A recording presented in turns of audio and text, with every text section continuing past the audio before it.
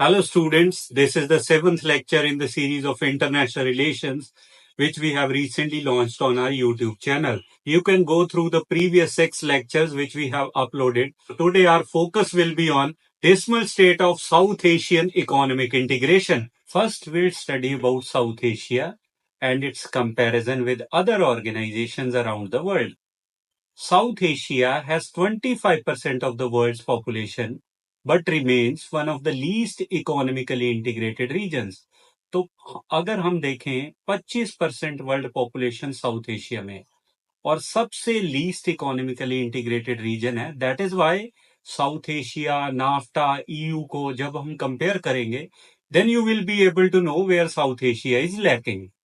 Economic and national security are deeply linked, not separated issues. तो हम क्या सोचते हैं कि इकोनॉमिक इशू और नेशनल सिक्योरिटी इश्यूज है जो वो अलग अलग हैं. But if you think it very closely, economic and national security issues are deeply interlinked. They cannot be considered as a separate issue. Why? अगर मान लीजिए किसी कंट्री में इकोनॉमिक इंस्टेबिलिटी है, so it will fuel what? Unrest and violence. जब security threats होते हैं किसी भी कंट्री में, it will disrupt the trade, investment as well as the growth. So lasting security requires strong shared economic prosperity. It means अगर आपके देश में सिक्योरिटी है, then economic prosperity will be there. अगर आपके देश में सिक्योरिटी नहीं है, तो इकोनॉमिक प्रॉस्पेरिटी कभी भी नहीं होगी. So next is border disputes can limit trade and regional cooperation. अब आप देखिए, भारत का border dispute is with Pakistan. So उससे क्या हो रहा है? Trade has been limited, regional cooperation has been limited. तो जब वीक इंटीग्रेशन होगी, वीक इंटीग्रेशन क्यों? क्योंकि इकोनॉमिक इंस्टेबिलिटी के साथ सिक्योरिटी थ्रेट्स हैं, बॉर्डर डिस्प्यूट्स हैं. So weak integration will prevent South Asia from reaching its full economic potential.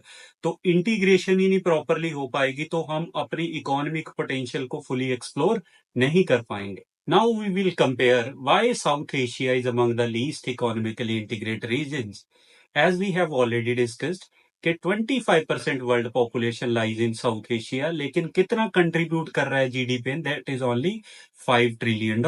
अगर हम कंपेयर करें ईयू, नाफ्टा और साउथ एशिया को, then you will be able to know EU और नाफ्टा की पॉपुलेशन है वो कम है, but they are contributing more in context of economic corporation.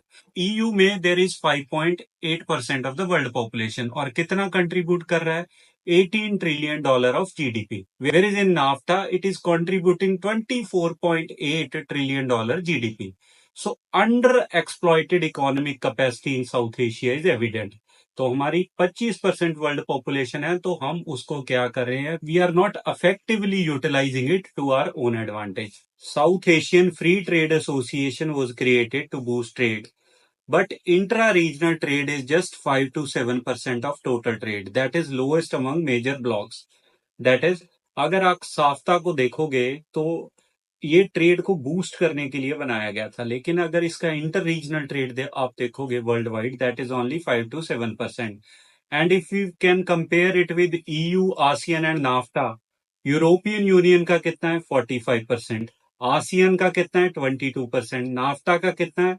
25%. And where as SAFTA is 5 to 7%. अर्क ट्रेड है, that is South Asian association for regional cooperation. उसका trade currently is $23 billion, लेकिन potential कितनी है? $67 बिलियन. तो that is why we are saying कि जो South Asia है, that is the least economically integrated region. जो बेनिफिट्स डेराइव कर सकता है इंटीग्रेशन से, that we are not doing. United Nations Economic and Social Commission for Asia and Pacific, it is estimating that trade potential is $172 billion. 86% is unexploited by 2022. It means कि जो South Asia की capacity है trade करने की, according to this commission, it has not been exploited so far. So highly unexploited trade potential. For example, Bangladesh में अगर आप देखोगे, 93% of the trade is unexploited. In Maldives 88% trade is unexploited, whereas in Pakistan it is 86%, Afghanistan 83%, Nepal 76%.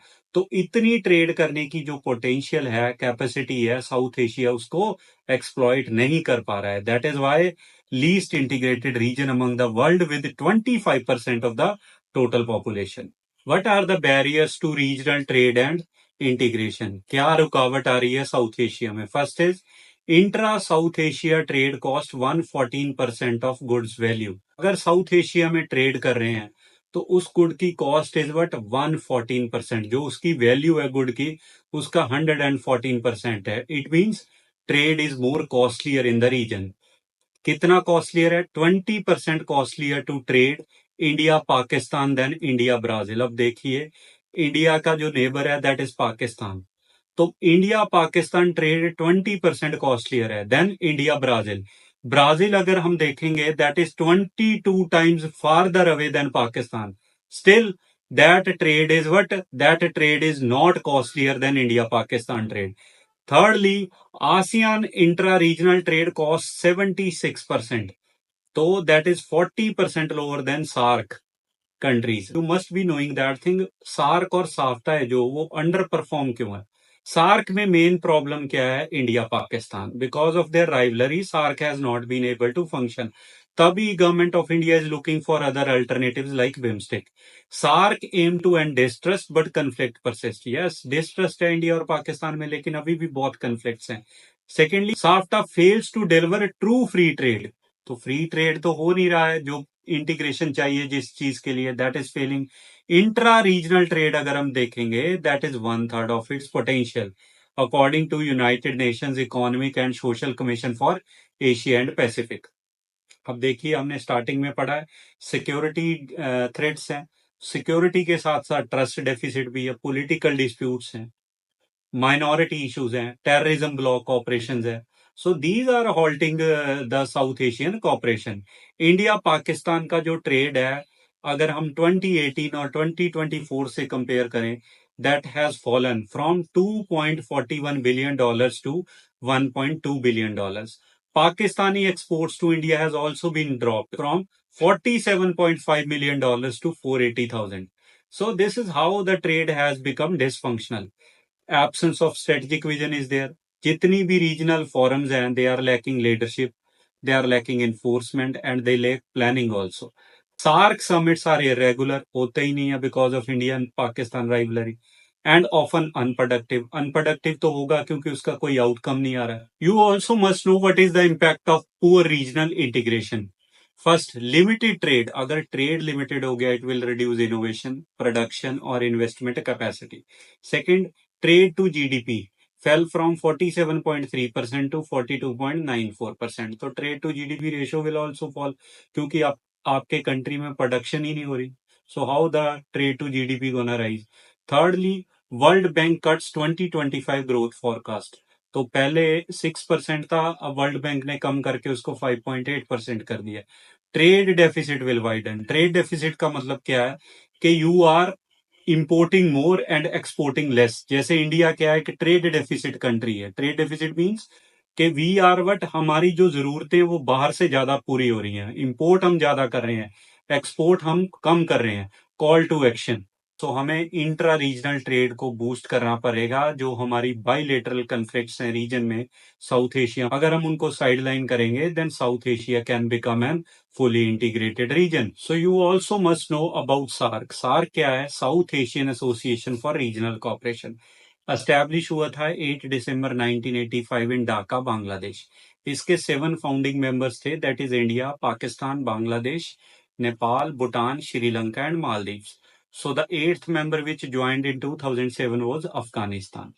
कई observer countries भी हैं SAARC में, that is USA, China, EU, Iran, Japan, Australia, South Korea, Mauritius और Myanmar. Headquarters of SAARC is located in Kathmandu, Nepal. Headquarters of SAARC is located in Kathmandu, Nepal. What are the key objectives? SAARC के objectives हैं regional cooperation को promote करना, development promote करना among South Asian country. Second is foster mutual trust and understanding, कि countries में आपस में mutual trust और अंडरस्टैंडिंग डेवलप हो. Third, strengthen collective self reliance. So there are certain key initiatives which has been taken by SAARC. First is SAFTA, that is South Asia Free Trade Agreement, which hasn't provided dividends to us and has not resulted in economic productivity in the region. Second is SAARC Development Fund.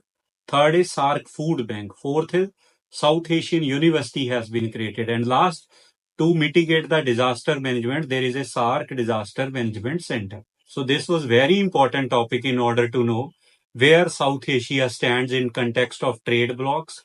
What are the challenges South Asia being a trade bloc is facing? Thus, it becomes important from the UPSC perspective to know about South Asia and other regional blocs. Hope you have liked the video. If you have liked it, do share and subscribe the channel. Thank you.